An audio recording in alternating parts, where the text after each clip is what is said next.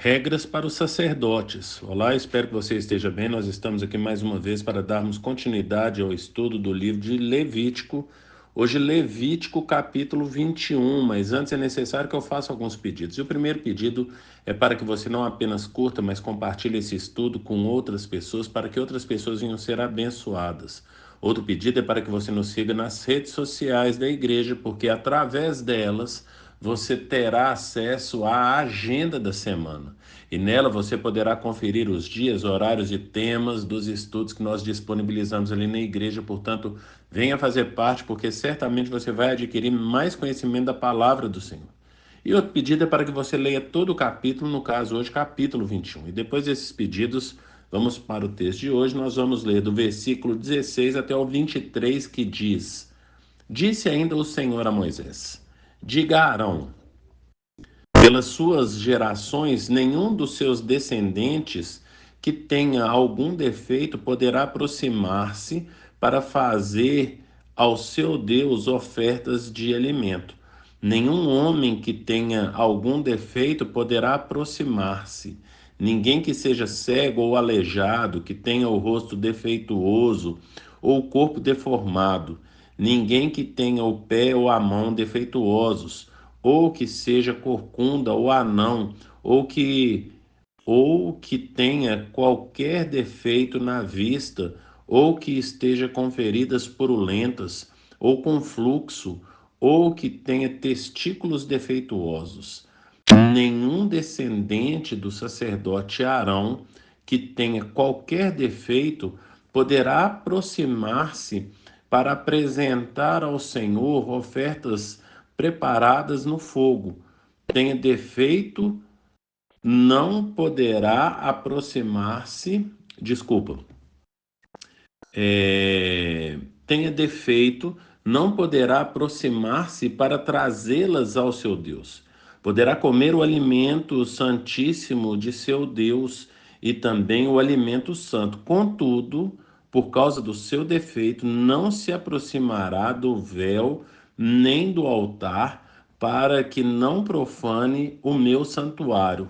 Eu sou o Senhor que os santifico. Portanto, agora nós vamos perceber aqui no capítulo 21 algumas orientações ou regulamentações para os sacerdotes.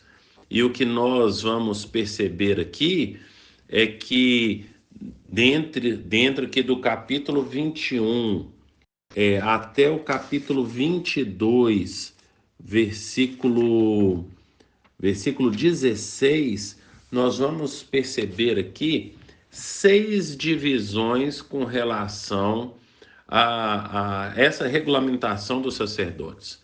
Então, a gente tem uma regulamentação que vai aqui do versículo 1 até o 8, depois do versículo 9 até o versículo 15, depois aí, né, do versículo 16 até o 23, depois aí do versículo 22, capítulo 22, versículo 1 até o versículo 9, depois do versículo 10 até o 16, e depois aí adiante aí do versículo 16, isso com relação então aí a tudo que envolve ali a santificação ao Senhor. Aqui no caso do trecho que nós lemos aqui, do versículo 16 até o versículo 23, ele vai falar com relação à santidade dos sacerdotes. E por isso, ele vai tratar a respeito, então, da forma como ele tem que se comportar no recinto do tabernáculo. Então, existe aqui, nós vimos a descrição de algumas características que o sacerdote não pode ter. Então, a respeito da vista, a respeito das mãos, a respeito de ser aleijado, a respeito de ser cego, a respeito da sua estatura e por aí vai. Portanto, não se pode entrar e se relacionar com o Senhor de qualquer forma, não pode ser qualquer um, não é verdade? Então, a gente vai perceber aqui que Deus, porque Deus é perfeito, ele vai buscar animais perfeitos e sacerdotes perfeitos. Então, a intenção não é discriminar nenhuma pessoa ou na hora do animal que é sacrificado, nenhum tipo de animal, mas fazer um paralelo com a santidade de Deus, com a perfeição de Deus. E daí essa cobrança que ele vai fazer aqui a respeito dos sacerdotes. Então tem algumas condutas aqui que são importantes nós entendermos. Jesus, lá no Novo Testamento, quando ele estiver falando ali para o povo, né, nos seus discursos ali, depois que ele fala a respeito ali da parábola do rico insensato, que está lá em Lucas capítulo 12, né? A parábola vai começar ali no versículo 13, mas depois ele vai falar a respeito das preocupações da vida e a respeito da prontidão para o serviço, e esse assunto da prontidão do serviço vai começar ali no versículo 35 e vai até o versículo 48. E ali no versículo 48, o Senhor vai falar, terminando ali, né, a parte B do versículo 48, ele vai falar: a quem muito foi dado, muito será exigido, e a quem muito foi confiado, muito mais será pedido. Portanto, ele faz aqui, então, Jesus vai tratar aqui a respeito dessa não cobrança, mas dessa responsabilidade que tem para quem foi muito dado. E ali a gente pode trazer ali para o sacerdote, mas nós podemos trazer então para nós que somos povo de Deus. Além disso, lá em Ezequiel capítulo 44, e aí você pode estudar aí todo o capítulo 44 de Ezequiel. Marconi fez o estudo do livro de Ezequiel, então você vai buscar aí na nossa playlist aí, Ezequiel 44, você estudar aí um pouquinho a respeito do que o Marconi falou com relação aos sacerdotes. Então, vai tratar a respeito desse assunto dos sacerdotes também. Mas entenda que Ezequiel é uma transição do Antigo Testamento para o Novo Testamento. Ezequiel está ali no exílio e ele vai trazer essa compreensão de sacerdócio. Nós somos, como diz Pedro, sacerdócio real, nação santa, povo escolhido de Deus. Nós, de uma certa forma, somos esses sacerdotes hoje. E entenda que o sacerdote perfeito, porque como falamos aqui, capítulo 21 e 22 de Levítico, vai falar a respeito dessa responsabilidade dos sacerdotes, mas entenda que o sacerdote perfeito foi Jesus Cristo de Nazaré. E nós precisamos ser imitadores de Cristo.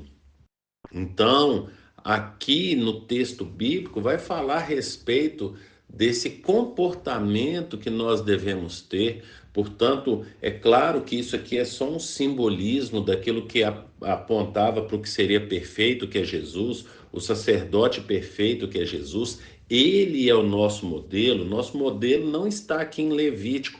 Levítico aponta para esse modelo perfeito que é Jesus, mas nós precisamos ser imitadores de Cristo. Paulo fala isso, né? Para nós sermos, ele fala: sede meus imitadores, como eu sou de Cristo. Paulo fala também, lá em Gálatas capítulo 2, ele vai falar que já não sou mais eu quem vivo, é Cristo que vive em mim. Portanto, Cristo é o nosso referencial de sacerdócio perfeito. Nós precisamos olhar e fazer a leitura daqui, entendendo que o Senhor quer, como nós falamos aqui, porque Ele é um Deus perfeito, Ele quer um sacerdote perfeito e Ele quer um sacrifício, no caso aí o animal, perfeito. Então, para que tudo seja perfeito, porque Ele é perfeito, para que tudo seja santo, como Ele é santo. Perceba que diversas vezes ele vai falar aqui, desde o capítulo 18 até o capítulo 26, ele vai falar a respeito da santidade dele, porque eu, Senhor, sou santo, ou sede santo, porque eu sou santo. Você vai perceber que, se eu não me engano, foram 48 vezes do capítulo 18 até o capítulo 26 que ele vai falar a respeito dessa santidade.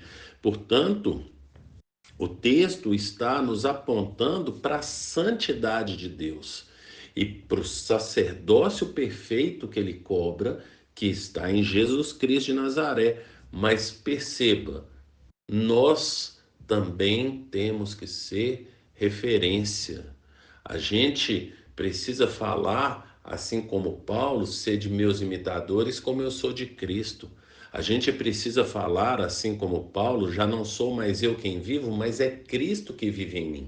Portanto, quando você olhar para mim, você não pode enxergar o Ricardo, você tem que enxergar Jesus Cristo de Nazaré. Se você olhar para mim e ver o Ricardo, então eu estou com um problema, porque eu tenho que refletir a imagem de Deus através da pessoa de Jesus Cristo. A pergunta é: quem vê a mim vê o Pai? Quem vê você vê o Pai? As pessoas precisam enxergar Deus através das nossas vidas. Esse é o nosso chamado, para nós sermos imitadores de Cristo. Jesus vai falar isso, sede meus discípulos. Ele vai falar a respeito disso, vai pelo mundo e prega o evangelho. Portanto, como é que eu posso sair para pregar o evangelho se eu não sou imitador de Cristo? Então, primeiro eu começo sendo imitador de Cristo, para aí sim, a partir daí, eu sair pregar, porque as pessoas verão Cristo através da minha vida. E como eu perguntei aqui, as pessoas veem Cristo através das nossas vidas? Quem verdadeiramente as pessoas têm visto através de nós? Pense nisso e que o Senhor te abençoe.